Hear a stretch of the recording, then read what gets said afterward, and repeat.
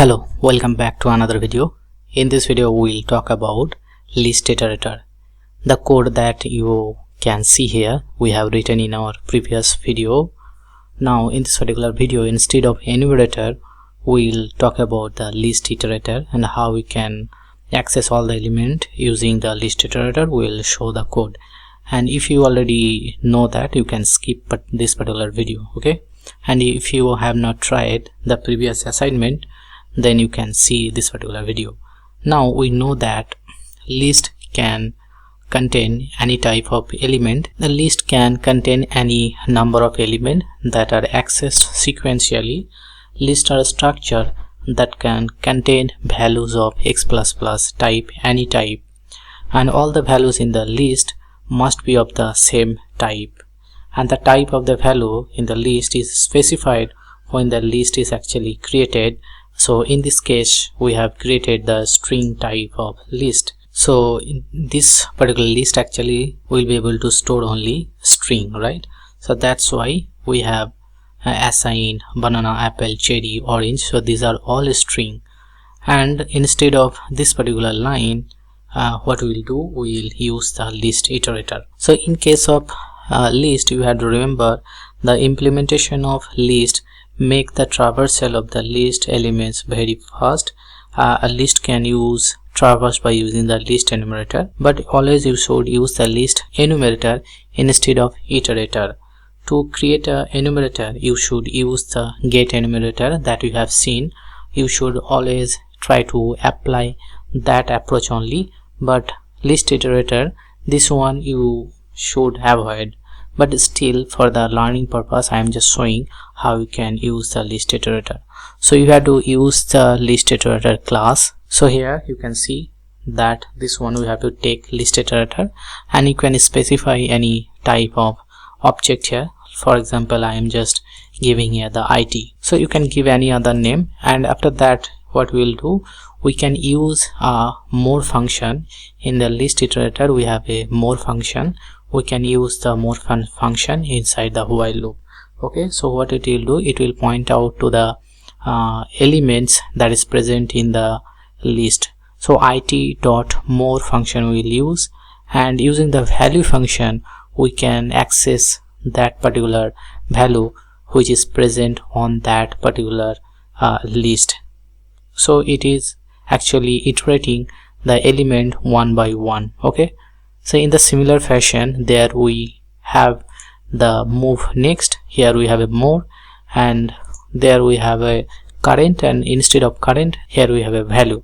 So you can use this particular function, and we are storing that particular element in this str element, and we are printing it out, and each and every time you have to go to the next element. So that's why we have to use the next here. At the time of the list enumerator we use the move next, so that's why we no need to use the next on that case, but in this case we have to use the next to go to that next element. So using this list iterator you can actually iterate over all the elements sequentially. So let me save the code and try to run this one, and I'll show you the result. So this one also give you the same result. But remember the point, the list iterator can be viewed as a pointer into the list over which they are iterate. Functionality is available to start the iteration and determine whether more elements are available and fetch the element that is pointed by the iterator.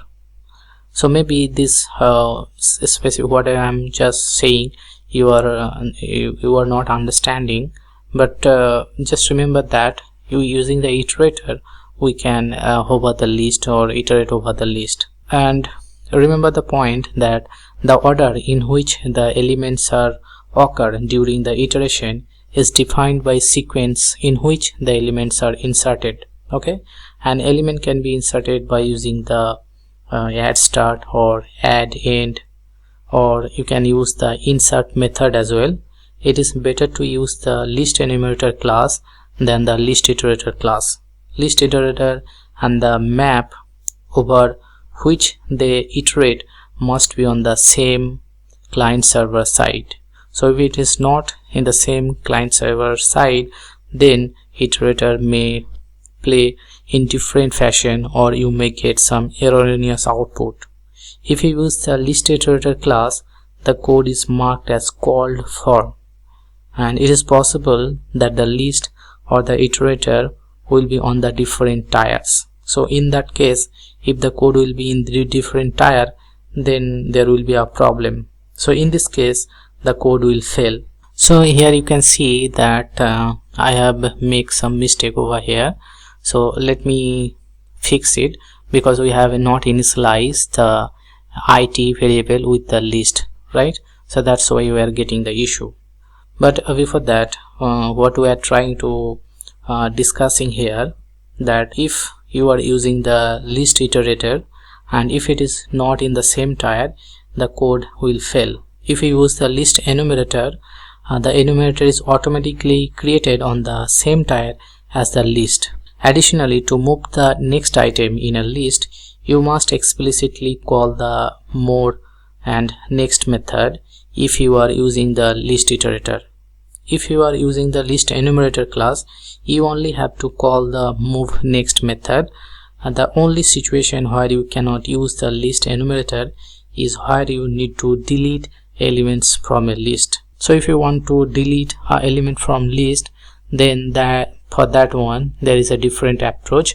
We can explore it, or in the later videos we'll also discuss about how we can delete the element from the list. So to fix this particular issue, just let me cross this one, and here specifically I have to write one particular line that I have to initialize with the list iterator, like this way: it equals to new list iterator, and you have to pass this particular list that you have. Or you can directly, instead of doing in 2 lines, you can directly also initialize like this particular way. But remember, you have to remove the semicolon over here, and now we can save it, and if we'll execute the code, it will give you the correct result. So let me start it again and let me show you the result. So whatever we have discussed about the list enumerator or list iterator, you have to remember this point, okay?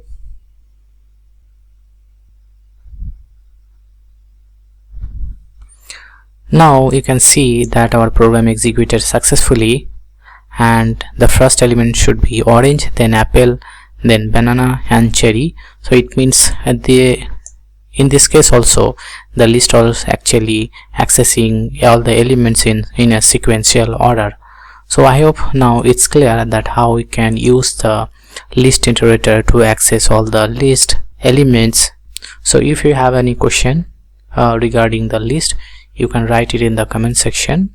So thanks for watching this video. See you in the next one. Till then, take care. Bye bye.